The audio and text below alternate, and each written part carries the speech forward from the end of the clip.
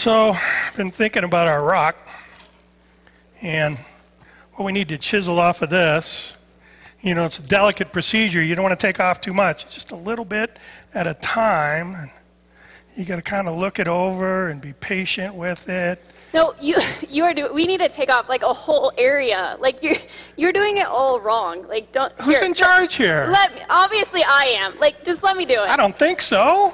Here, you can use a little girly hammer. This is not gonna do anything. Just. Do you even know which end? Here, put on the glasses first, because I don't want you to go blind. Oh my God, you're such an idiot. Jeez. You know, you're a punk. You think just because you've been doing, ministry longer than me that you know how to chisel a rock? Just give it to me. Just give it to me. My tools. Why should I share? Just give it. Just give it. Okay. See, just come on. You're gonna break it. I know it. I'm not gonna break it. I'm not gonna break it. It's gonna be just a little bit, fine. not too much. No, we need to take off a lot. Otherwise, there's only so many weeks of Lent. Like if we just do a little bit, we could keep Lent going. We're not gonna get anything. It's just gonna look like a big rock the whole time. Here, let me hold it. Okay. All right. Don't hit my hand. Okay. Here we go. Here we go. Hold it. You're not even holding the hammer right. You got to hold it by the end. Okay, all right. I can't believe that you're so stupid. Jeez. Me? You're the one who's never done this before. Whatever. Come on. See? You can't even knock it off. Give it to me, girls. You make me so angry. Jeez. See, you can't do it either.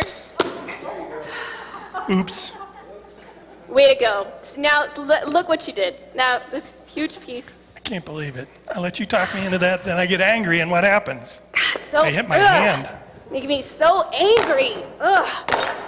Broke it. Punk. Calling the bishop.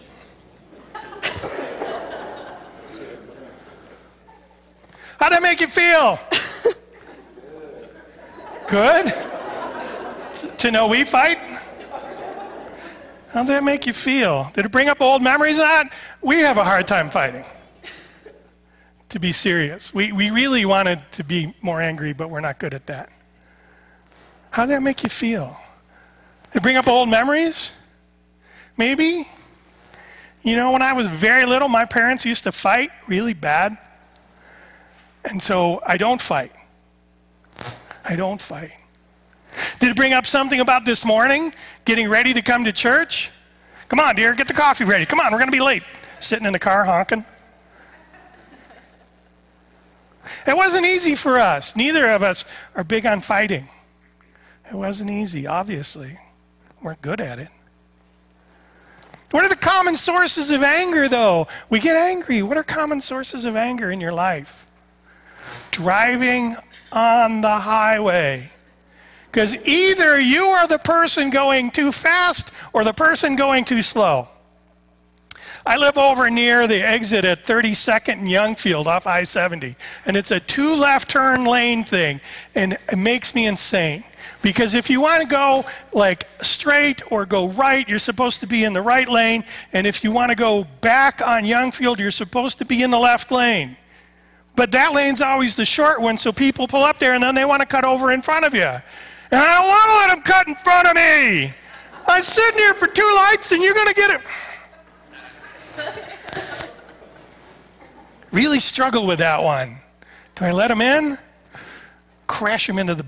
Let's go to the gospel.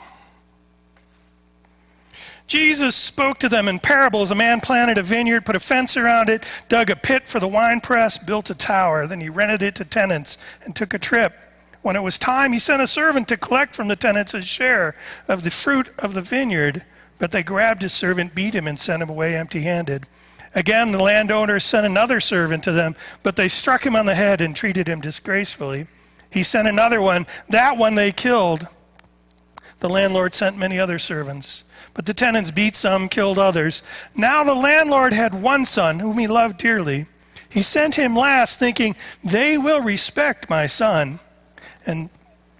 But those tenant farmers said to each other, this is the heir. Let's kill him and the inheritance will be ours. They grabbed him, killed him, and threw him out of the vineyard. So what will the owner of the vineyard do? He will come and destroy those tenants and give the vineyard to others. Haven't you read the scripture? The stone that the builders rejected has become the cornerstone. The Lord has done this, and it's amazing in our eyes. May God's blessing be added to the reading and the understanding of the word. Jesus knows this rejection. One of those things that makes us angry, rejection. We think we know and we get rejected. We want to be part of something and we get rejected. Jesus came to offer them eternal life in a whole new way, and they rejected him. And he knew they'd kill him and throw him out. Old hurts, old angers, we hang on to those things. I still remember and can see Brendan McCarthy from junior year in high school when he tried to start a fight with me and slapped me, and I walked away, and that still hurts 30 some odd years later. But I would have got my ass kicked if I'd fought him. Would it have been better to hurt for a week? I don't know. We get angry at ourselves, don't we? The things you say, I knew I should have done, and you didn't. The things you did and you knew you shouldn't have done, and you beat yourself up for those things, the things that keep you awake in the middle of the night. And you get angry at yourself. And we get angry at God. We get angry at God. You know, we're coming up on the anniversary of my mother's death. She just went home from church, fell over dead. And for her, that was probably a good thing, because she never wanted to be a burden. She always said that. Just wanted to. But I didn't get to say goodbye. What's the plan? What's the plan? You get angry at God. Why do things happen? Another school shooting. Come on, what kind of world is this? And what to do with anger? What to do with anger? Just say no. Yeah, right? Yeah, right? Give it up for Lent. I'm going to give up anger for Lent. Yeah. And then you say, I'm not going to get angry anymore, and then you get angry, so you get angry at yourself for getting angry. Oh, my head hurts. How do you react to anger? How do you respond to anger? You got to figure out how to do it, because you are going to get angry. What is your catharsis? Maybe it's primal scream. Go out in the backyard and just scream. Your neighbors will love you. Then they'll get angry. Is anger a rock to throw? A big hunk of stone to chuck? Or is it a cornerstone to build from? What do you do with your anger? Tanya Henderson, a counselor in the community, she used to be a member here, had a great thing, and I want to share reports of it, because there's healthy anger. You can have healthy anger, or you can have toxic anger. Toxic anger helps you feel righteous and wrong and victimized. It justifies your anger. I can be angry because those dummies. Healthy anger helps you be more realistic and wise and empowered. And you see the other. Maybe that guy pulling next to me on the interstate going really fast has got somebody hurting in their vehicle, and they're trying to get somewhere. Toxic anger helps you justify blaming and labeling, threatening and ridiculing. You idiot, you dummy, you punk. We can use names when we're angry. We can dehumanize. Healthy anger helps you to speak up when something is important to you. Listen, I value this. We need to figure a way around this. It's done in a way that engenders mutual respect and collaboration. You deal with anger healthily. It encourages personal responsibility.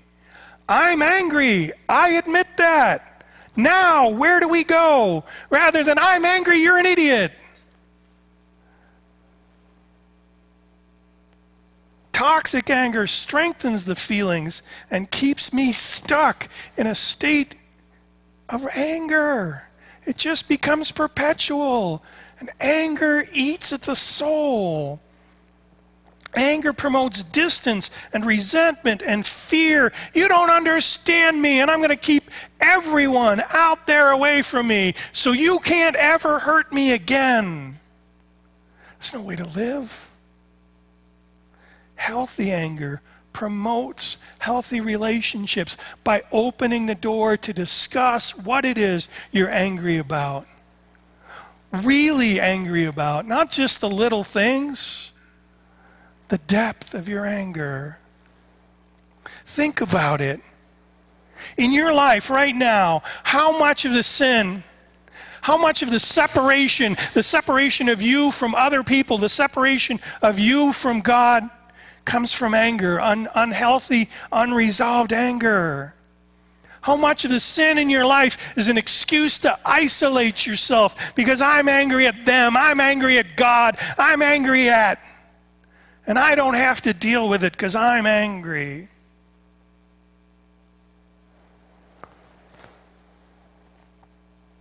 Can we watch the video again?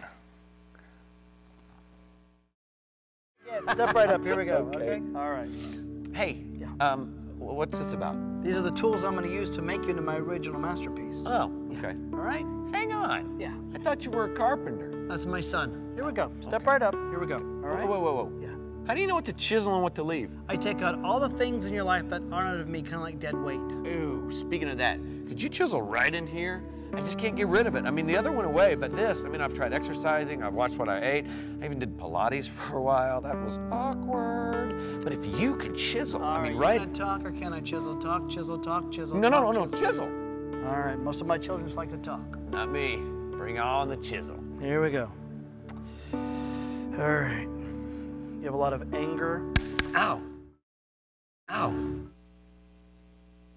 A lot of anger. The first thing is to get that anger out. Get that anger out. This Lenten season, we're talking about what needs to be taken out. Examine your anger. Is it big? Is it in the way? Does it separate you? It needs to be dealt with. Whether it's small or large, it needs to be dealt with. And it might hurt. To face it might hurt. To deal with it might hurt. To give it up is probably going to hurt. But what's worse? It stands in the way of you and healthy relationships with God and with each other. Use this as a cornerstone and not a rock to throw, and find hope